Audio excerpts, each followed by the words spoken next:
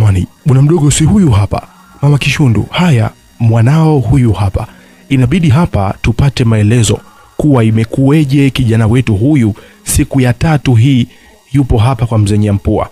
Na sisi tumemtafuta sana hatujamuona. Siku ya 3 hii tunamtafuta mpaka mama watu anaingiwa na wasiwasi. Haya mzee Nyampua, tunaomba utupe maelezo. Kwa nini Kishundu yupo hapa? Siku 3 tunamtafuta hatumuoni. Leo hii tuaja kumkuta kwako. Shida nini? Maana sasa hivi kuna mambo ya hovyo yanaendelea. Sasa hivi vijana wamekuwa wanaleta biashara za kulawitiana, na sio vijana tu, hata wazee wamekuwa wakiendekeza mambo ya kulawitiana, na huyu ni kijana wa kiume.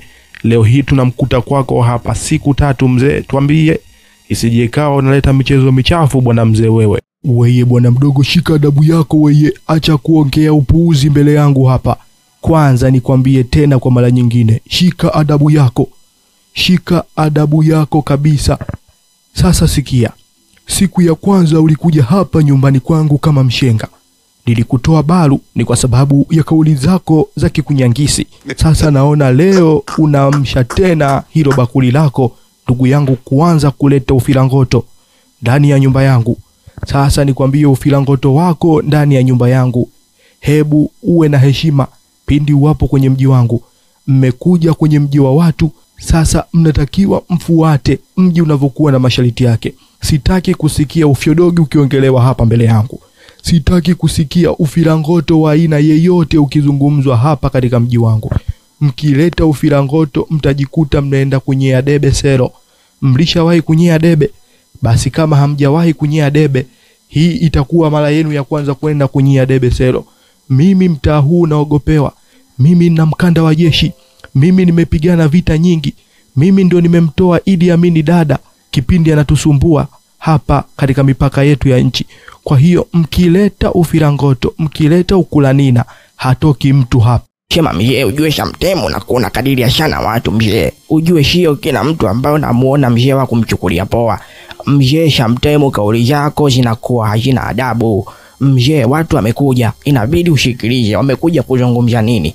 Lakini cha kushangaza mzee, wazazi wangu mimi wamekuja hapa kwa sababu siku nyingi mimi mmenifungia humu ndani. Lakini cha kushangaza wazazi wangu wamekuja. Mzee, unaanza kuwajibu kunya. Mzee, usitukulie poa mzee. Sisi wenyewe magaidi. Sasa mzee, kama watu wanajibu yao kwa sababu upo kwenye mji wako mzee, tusichukuliane poa.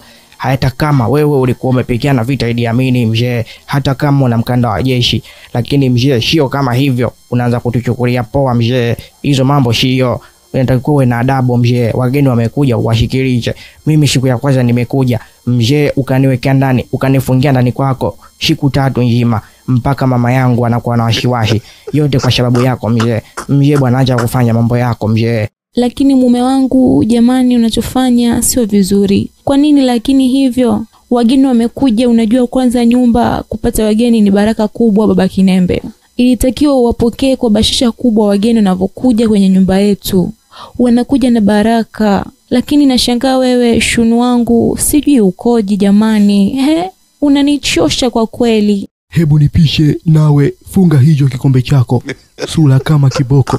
Mimi nikiwa kwenye mji wangu huwa sipendi masihala na watu kuniletea ngebe na kwazika sana, yani sana, hamjui tu. Ukija kwenye mji wangu ama ukija kwenye mji wa watu, fuata sheria na maadili yote.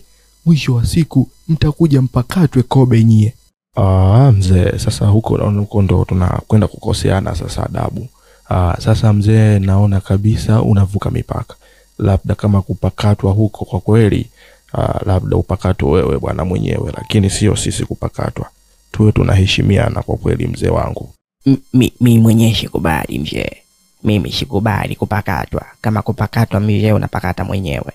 Sasa mimi unaniambiaje mimi mtoto wa kiume napakatwa mzee? Kama kupakatwa mzee upakatwe mwenyewe, na nipo tayari kishari. Leo sikubali unyonge. Leo sikubali lolote likitokea, mimi nipo tayari mzee. Kama fujo anzisha, mimi nipo tayari. Baba, inatosha. Kwa nini lakini unakuwa na roho mbaya kama hiyo? Kweli wamekuja wazee wa watu wa busara kabisa, lakini baba unaongea maneno ya shombo namna hiyo. na kuwatukana watu wa watu. Kwani wamekukosea nini?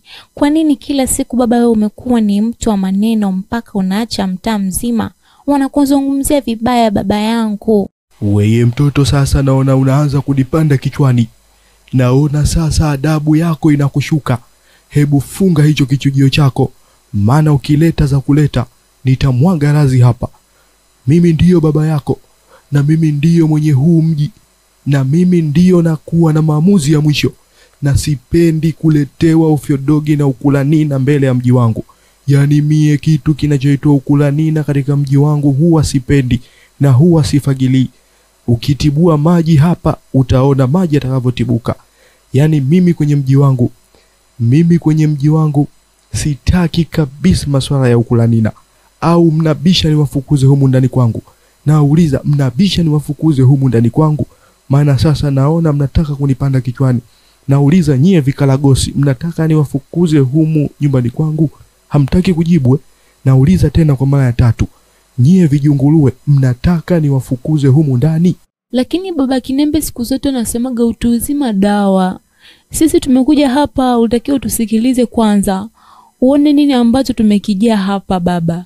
Lakini tumekuja hapa hautaki kutusikiliza baba. Ungetusikiliza kwanza ndipo uongee hayo unayoongea baba. Hivyo baba ni mtu aina gani? Yaani unakera sana. Mtu unaongea kama kiredio bana. Mimi nina hasira. Naja siku nikutimue humu. Wewe mwenyewe mzee bure tu hapa. Yenyewe nakulea wewe. Au una chako hapa? Ongea. Kama una chako, poa kaa hoho. Kumbe Dingi mikwala yote, kumbe Mario. Kumbe Dingi unaita mikwala, kumbe unalelewa. Kumbe we Dingi jao. Siku zote unatuletea mikwala humu ndani, kumbe umekuwa Mario. Muone pale, pua kubwa kama kitunguu.